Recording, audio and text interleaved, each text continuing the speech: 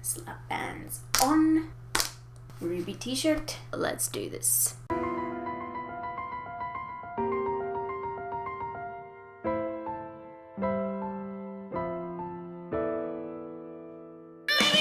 Hey, what's up guys? I am SheNoob as always, and I'm here today to talk about RWBY Volume 3, Chapter 1, Round 1. Also, don't mind my overly made up appearance, I just had a makeup trial done for my wedding. I asked you guys, if I do RWBY reviews, would you like to see one per episode, one per every few episodes, or one per volume? The vote was unanimous, you wanted one per episode, so I'm going to do my best. I'm a pretty busy girl at the moment with my new job and planning my wedding, so don't expect them to be out on any sort of schedule. I'm just gonna do them and put them out when I have time, and also after the episodes go up on YouTube so I can use the footage. I'm not actually gonna give a synopsis for RWBY because as this is a RWBY-centric channel, I feel like most of you are familiar with the story already. For those of you that aren't, there's a great synopsis over on the RWBY Wiki if you're up for a bit of light reading. But now, without further ado, let's get straight into it. By the way, major spoiler alert if you haven't seen the episode yet. The episode opens on the sun shining brightly on what seems to be summertime in Vale. We immediately recognise RWBY and the cliff she stood upon, as well as the grave at her feet. Straight away, I'm about to hyperventilate at what I'm seeing. What a throwback to 2012 when the Red trailer was released. RWBY has a short conversation with her deceased mother, Summer Rose, telling her all about her adventures over the last year. It's now obvious to us that this grave site, originally shown in the Red trailer, is on the island of Patch, where RWBY and Yang grew up with their father, Tai Yang. But it's interesting to think now that they've managed to tie this in when way back when the Red trailer was released, RWBY really didn't have any sort of story or any geography to it at all. Patch certainly didn't have a name or any significance of any kind until Yang mentions it in Volume 2. But it's nice to see this cliff now has meaning and significance to the story. The second thing I noticed while watching the scene was how much the animation had visibly improved. The way RWBY's cape flowed in the wind, the smoothness of the transitions between character poses. I even noticed less skating when she runs off to join her father and his wife. Colour me impressed. And then the camera pans up and we see a flock of birds flying towards the sun, forming Monty Ohm's signature. I have to admit it took me a second to see it, but when I did, I almost cried. They had to hit us right in the feels straight off the bat. Wish you were here to see this, Monty. Putting the emotional stuff to the side, we progress to the Amity Coliseum for the Vital Festival tournament. I have to say, Dr. Oobleck and Professor Port as announcers was amazing. Ryan's voice acting was on point this episode. Also, a floating arena with interchangeable biomes? Yes! I remember seeing the concepts from the RTX RWBY panel this year and thinking there is no way it is going to look that good. You can imagine my surprise when I saw that it does. Then we get to the match between Team RWBY and Team Auburn. While this fight scene obviously doesn't have Monty's famous flair and actually reminds me more of Red vs Blue, it's still pretty and entertaining to watch, it's still choreographed well, and that animation, it's improved so much since Volume 2. I don't know how they do it every year. At least half of Team Auburn seems to be pretty useless, that being the boys. Weiss kicked both their asses pretty much on her own. Mind you, that giant ice hand plunging out of her glyph would have been difficult to dodge. Also, the image of them rolling across the arena was hilarious. Arslan seems to pretty much carry that team on her own. She's definitely the most skilled. And you can tell by the way she rolls her eyes that this isn't the first time she's had to save their asses either. But then they all get ringed out because Team RWBY is just too good. They're not the most skilled fighters individually, but their teamwork carries them far. Then we move on to the fairgrounds, which is located on the Beacon campus under the floating arena. Team RWBY share a quip about being ravenous, at which point they all move off to find food and Weiss gets a call from dear old dad. And judging by her expression, someone has a major case of daddy issues. She does not want to talk to him. I bet you that has something to do with her card being declined as well. Then the team runs into Emerald, who nicks RWBY's wallet and feigns that she dropped it just to get her attention. It's immediately obvious Emerald's intentions are not honourable by her overly friendly tone. And we quickly learn she's just being nice to find out who they're sending to the doubles round, which turns out to be Weiss and Yang. It seems like an interesting combination. Not the winning team for the doubles round in my opinion, but we'll see how they do. Emerald calling them the heiress and the bimbo to Mercury was so funny to me, I don't know why. Also, Mercury mentions they've been ordered to make friends with Team RWBY. presumably by Cinder, but why isn't really clear.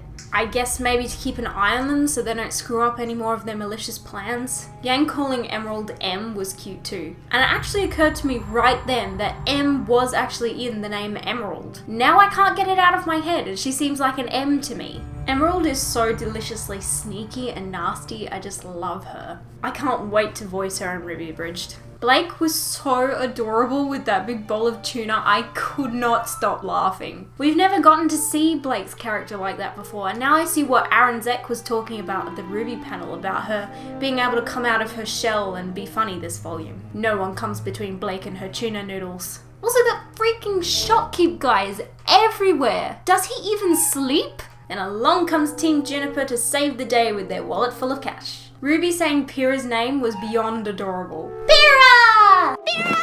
And so was Blake's reaction to Yang saying she didn't have to pay for them. But she could. Then we hear Ren's new voice for the first time. It was announced at RTX this year that Monty's brother Neith Om would be voicing Ren this volume, and I think he's doing a tremendous job considering the fact that he isn't a professional voice actor. Mind you, neither was Monty, but it still made me a little bit sad to hear Ren talking and not hear Monty's voice. Also, they gave Ren an abnormal amount of lines for Ren. I'm thinking it might just be to get us used to the new voice a little bit and make him seem a little less introverted. It seems like that's the angle they're going for. Neith doesn't sound that different from Monty, but you can definitely tell. It's obvious in this scene that Team Juniper isn't feeling so great about their impending fight in the tournament, especially Jean and Nora. Pyrrha and Ren are level-headed as always. I was so annoyed that they teased their fight at the end and we didn't get to see it, but the episode was still a nice long 17 minutes. I'm sure they'll be fine though. Pyrrha's beaten all of Team Cardinal by herself before, so as long as she doesn't get ringed out, they can handle this. That next shot of Team RWBY entering the arena, followed by Emerald and Mercury, and then Yang looking back at them. Did that seem almost a bit foreboding to anyone else? It kind of rubbed me the wrong way. What does Yang know? Or what does she suspect at least? We know she had some sort of conversation with Raven Branwen at the end of the last volume, who has been confirmed as Yang's missing mother thanks to the opening title sequence. What I'm wondering now is, what did Raven tell her? And does Yang know it was real, or does she think it was just a dream? That turn just seemed significant to me somehow. Then we see Cinder in her new outfit, using her aura, I think, to pop a corn kernel, which was funny. I have to be honest, I hate that outfit on Cinder.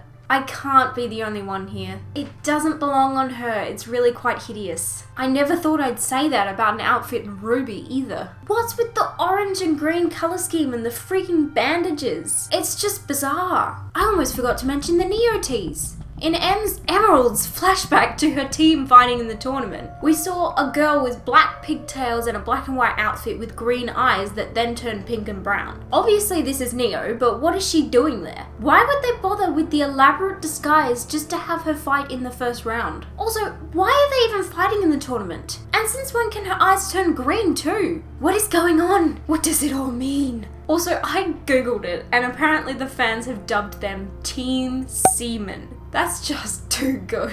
That tease at the end of the episode of Team Juniper and Team Bronze getting assigned their biomes for the arena and Ryan counting down to their freeze frame was epic, and I need to see the next episode now. I'm most interested to see how Jean will handle himself when he's thrown against students that are more skilled than he is. I guess we'll find out on the weekend. Also, was it just me, or did Ryan's 3, 2, 1 countdown sound exactly like the arena announcer from the original Fable game? 3, 2, 1. 3, 2, 1. Do you hear it too? Anyway, in conclusion, what a fantastic start to the volume. The show feels more colourful, more vibrant, more full of life than it ever has. The animation is smoother, sleeker, and admittedly, a little less scary. I'm sorry I had to put one pun in there. I can hear people furiously typing the goddammit Barb comments right now. But seriously, I am so impressed with what the RWBY team has managed to accomplish despite their setback earlier this year with Monty's passing. He would be incredibly proud of what his team has achieved so far. I know I am as a fan. It's still too early to say much about how this volume will turn out, but they have certainly hit the ground running and I am definitely looking forward to seeing more. I was so happy to see that everything I love about RWBY is still there despite the loss of its creator. and that it's even managed to improve so much in so little time. Well done to all who worked their butts off on this show, because what an amazing premiere it was. And this has been my review of RWBY Volume 3 Chapter 1. I hope you all enjoyed, and as always, don't forget to like the video and leave a comment down below.